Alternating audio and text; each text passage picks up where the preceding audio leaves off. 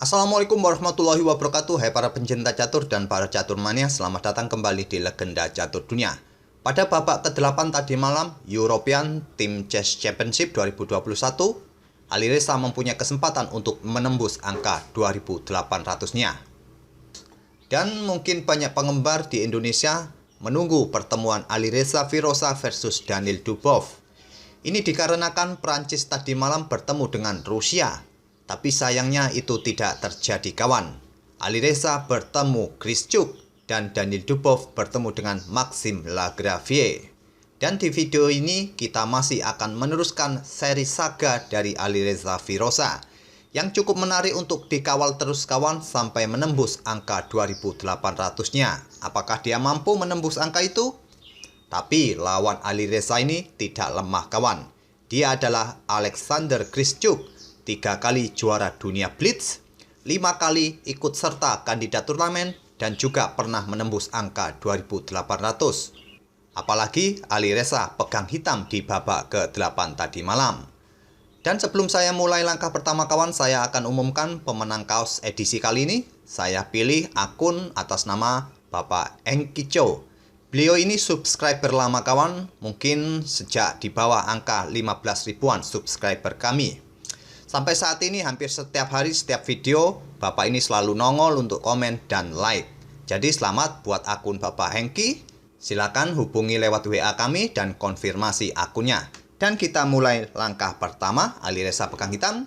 Dan Alexander Grischuk mengawali permainan dengan pion E4. Alireza tidak membalas dengan permainan karokan.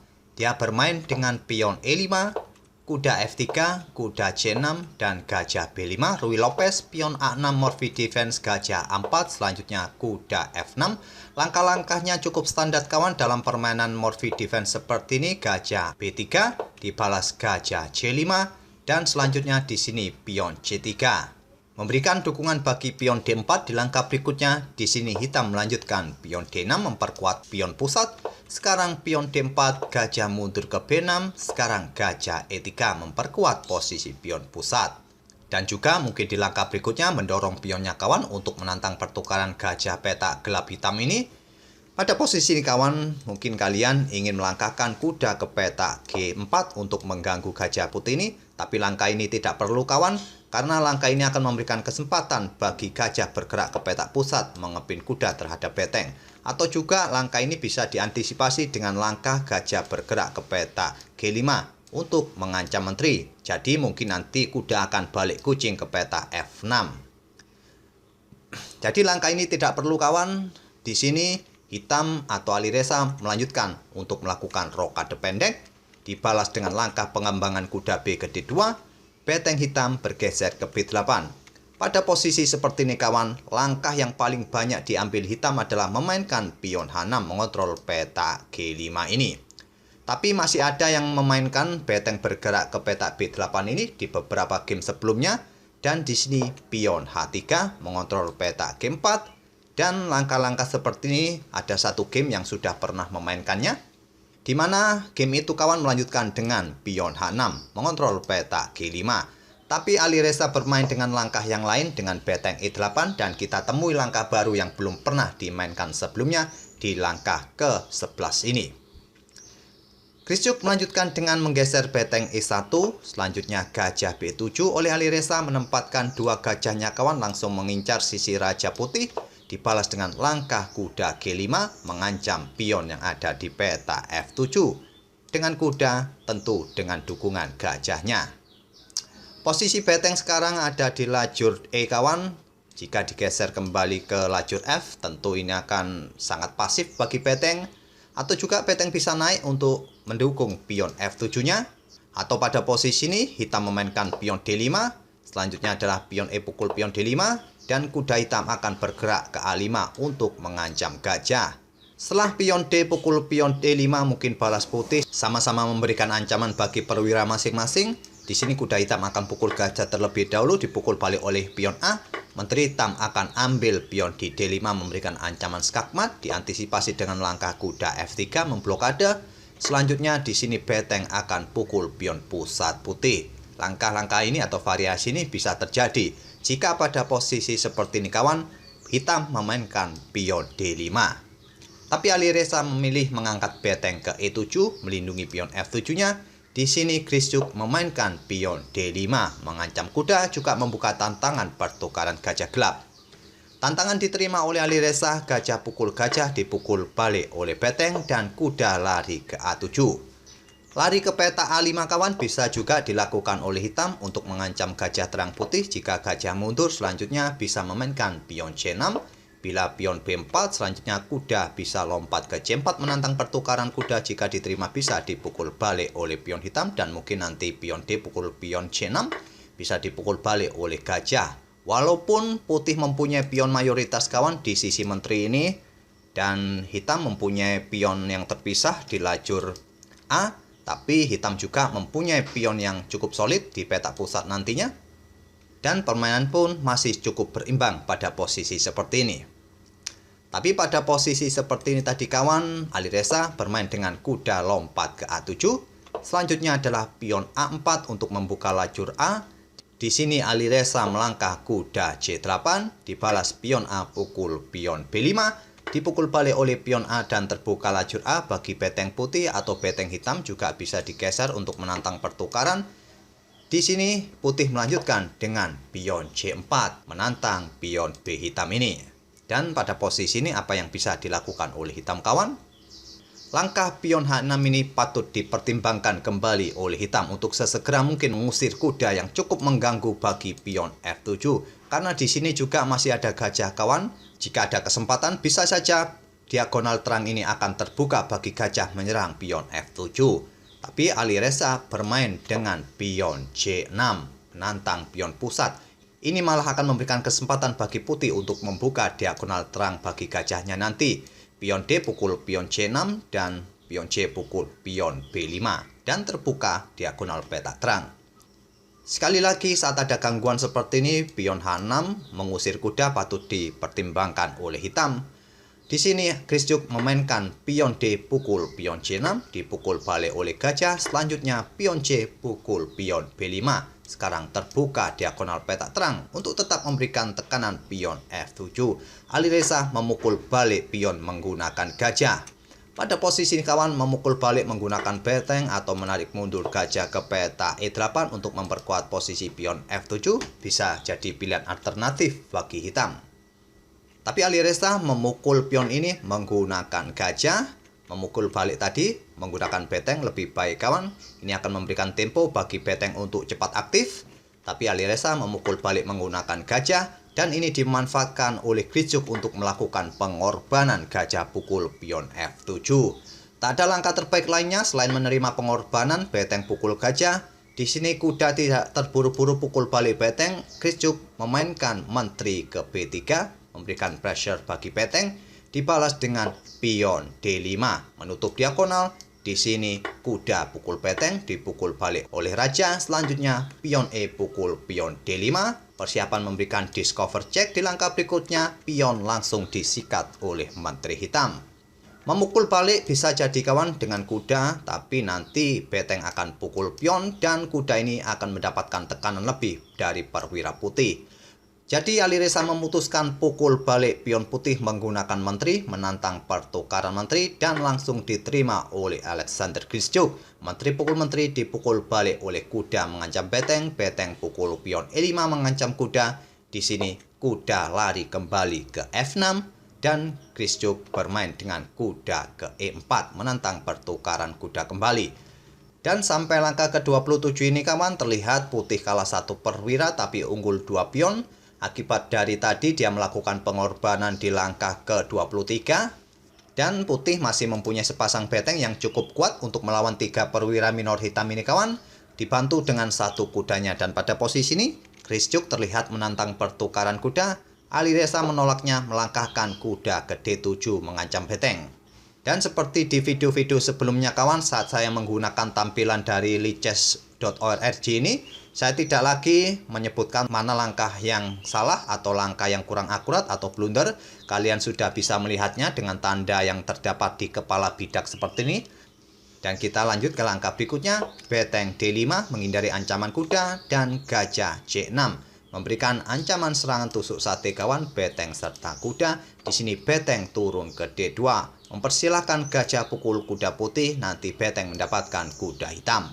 Di sini kuda lari ke E5 terlebih dahulu, dibalas dengan beteng bergeser ke E1 melindungi kudanya, tapi langkah beteng E1 ini merupakan langkah blunder.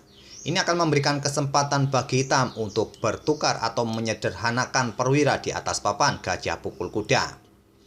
Pada posisi seperti ini tadi, patutnya langkah kuda ke G5 patut dipertimbangkan oleh putih kawan dengan tempo skak. Dan jika raja ini kawan bergeser mundur ke peta G8 untuk tetap melindungi pionnya, maka ancamannya adalah ancaman skak mat. Beteng D8 skak ditutup oleh gajah, dipukul lagi oleh beteng skak mat. Jadi mungkin raja akan bergerak ke G6 dan putih bisa memainkan kuda ke peta E6 atau bermain dengan pion F4 untuk melindungi kuda, juga menyerang kuda hitam ini. Jadi jika terjadi pertukaran kuda kawan, putih akan senang. Karena jika hitam kehilangan satu kuda, maka tidak ada koneksi dua kuda yang cukup kuat jika saling bergandengan. Tapi pada posisi seperti tadi, beteng digeser ke E1 yang merupakan langkah blunder. Tujuannya melindungi kuda putih. Di sini dimanfaatkan alireza untuk menyederhanakan perwira, dipukul balik oleh beteng putih. Selanjutnya kuda C6 dan beteng D3. Persiapan mendukung pion maju, dibalas dengan kuda ke E7 berkoneksi dengan saudaranya. Inilah yang saya maksud kawan, saat kuda saling berkoneksi seperti ini tentu cukup solid. Di sini Grischuk melanjutkan pion B3, raja mundur ke G8, pion G3, kuda ke F5, dan selanjutnya raja bergerak ke G2, dibalas langkah kuda ke D4. Menantang putih untuk bertukar dua kuda dengan satu beteng plus satu pion. Pada posisi ini kuda terlihat memberikan dukungan bagi beteng untuk mengincar pion B3. Jika pion pun ini didorong maju ke depan, tetap saja bisa disikat nanti oleh hitam. Di sini Grischuk menukarkan betengnya, pukul kuda hitam, dipukul balik oleh kuda, dipukul balik oleh beteng, dan hitam mendapatkan pion B3. Dan sekarang permainan endgame-nya menjadi beteng plus 3 pion melawan beteng plus 2 pion.